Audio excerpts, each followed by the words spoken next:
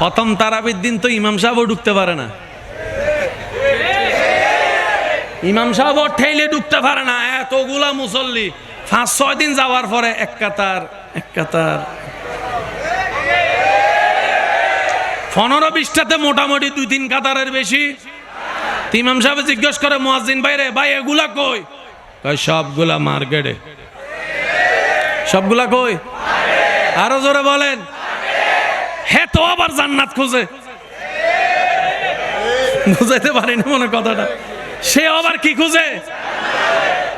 এই হলো আমাদের অবস্থা। তা আমি আমার ভালো চিন্তা করি, আপনি আপনারটা করেন, অন্যের দোষ আর দইরেন না ভাই। অনেক হয়েছে, অনেক হয়েছে, এইটা করছে, এইটা করছে, এটা ভুল করছে, এইটা ভুল করছে। ভুল করলে যেমনে বলেন, ভালো করলে তেমনে বলতে শুনি নাই। তাই তো ইসলাম বলেছে অন্যের দোষ না খুঁজে নিজের দোষের জন্য রবের কাছে তওবা করো। সমাজ পাল্টাবে কি পাল্টাবেন আপনারাই বলেন। আমাদের এখানে কিছু আছে, কারোর জন্য একটা মেয়ে দেখতেছে, ছেলে দেখতেছে, খবর নিতে আসছে, গোপনে খবর যারা নেয় আর কি, চার দোকানে বসছে, বৈশা যখন শুরু করছে, ভাইয়া অমুকের মেয়েটা কেমন, অমুকের ছেলেটা কেমন, ডাইরেক্ট 14 গোষ্ঠীর বায়োডাটা সব বলে দিছে। বলেন না, ফিন লাগাইছে না? ফিন জোরে বলেন না, ফিন লাগাইছে না? আর মাইয়া খুঁজে পাস নাই, আর ছেলে খুঁজে পাস নাই। বিয়েটা দিছে, জোরে বলেন, বিয়েটা দিছে। লাভ কি হয়েছে বলেন? আমি কি বুঝাতে পারছি কথা? এবার আমি আলোচনার শেষের দিকে একটু মনোযোগ দিবেন। আমাকে মানুষ হতে হবে। এবার কি ঠিক হলে মানুষ হয়? আঙ্গুল ঠিক হলে বলেন না ভাইয়া, চোখ ঠিক হলে, নাক ঠিক হলে, পেট ঠিক হলে, কি ঠিক হলে? জোরে বলেন, আরো জোরে, আরো জোরে, আরো জোরে, আরো জোরে। মন ঠিক মানুষ। এবার মনটা বেঠিক হইল কেমনে? মিস্টার শয়তান ঢুকে বসে রয়েছে। ফেস কি বোঝা যায়? আচ্ছা বলেন, চোখে খারাপ কিছু দেখলে সওয়াব না গুনাহ? চোখ আগে লড়ে না মন লড়ে? একটু ফেঁজ আছে, একটু ফেঁজ আছে। আচ্ছা, মুখ আগে লড়ে না মন আগে লড়ে? আমি আপনাদেরকে বলি, চুরি করা কি ভালো না খারাপ? সে চোখে দেখছে একটা গড়ি, চোখে দেখছে, সিগন্যালটা মনের মধ্যে যাওয়ার সাথে সাথে মিস্টার শয়তান কর চুরি কর। এবার চোখের ফাইলটা মনে যাওয়ার পরে মনে ফাইলটাকে তো প্ল্যানিং করতে পারে না, ব্রেন লাগে। মনে কি করছে? ব্রেনের কাছে প্ল্যানিংটা পাঠাই দিছে, কয় তুই একটা প্ল্যানিং কর। এবার ব্রেনে প্ল্যানিং করছে, ঠিক 10টা 10 মিনিটে আমি খাইয়ালাম।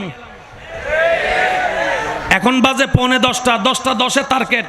যখন 10টা 10 হয়েছে, ব্রেনে বলে যে টাইম ওকে, মন বলে যে আমিও রেডি, তারপরে হাত যায়। জোরে বলেন না।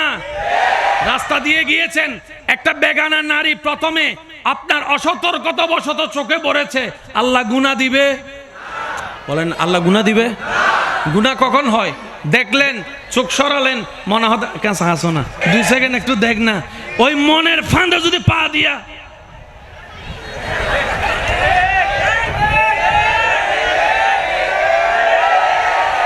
এবার বুঝেছেন কেন বলেছিলাম মনের ঘরে আল্লাহকে বসাইতে, নবীকে বসাইতে? আপনি যখন আল্লাহর ভয় আর নবীর প্রেম ঢুকাই দিবেন, মিস্টার শয়তান আর থাকতে পারবে না। কারণ শয়তান হচ্ছে জুলমত, সে নূর সহ্য করতে পারে না, আলো সহ্য করতে পারে না। আল্লাহর নূর যখন কলবে ঢুকে যাবে, শয়তান সেখান থেকে পালাতে বাধ্য হয়ে যাবে। এবার মন যখন কন্ট্রোল, চোখ কন্ট্রোল, মন কন্ট্রোল, মুখ কন্ট্রোল, মন কন্ট্রোল, হাত কন্ট্রোল, মন কন্ট্রোল, পা কন্ট্রোল, মন কন্ট্রোল, ব্রেন কন্ট্রোল, মন কন্ট্রোল, শরীর কন্ট্রোল। এই মন শরীরওয়ালা মানুষ সমাজের জন্য আর আযাব হবে না, নেয়ামত হয়ে যাবে। আল্লাহ আমাদেরকে নেককার বান্দা বনে ইজ্জতের জীবন নিয়ে ঈমানের সাথে হাসি মুখে কবরে যাওয়ার তৌফিক দান করুন। বেইজ্জতের জীবন আমাদের দরকার। আমি প্রায় সময় একটা কথা বলি ভাই, ভালো লাগলে মেনে নেবেন, সম্মানে শাক দিয়ে ভাত খাইতে রাজি। সম্মানে শাক দিয়ে ভাত, অপমান করে পোলাও রোজ বিরিয়ানি, দোয়াও চাই। এ তো মাশাআল্লাহ বলেন, দোয়াও চাই, তোর ফোলাও রোজ আমার দরকার নাই।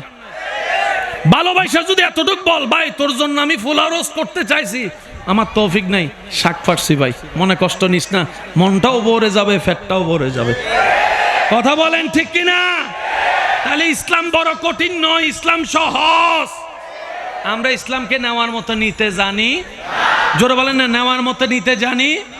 আল্লাহ আমাদের সবাইকে একটু বুঝার তৌফিক দান করুক।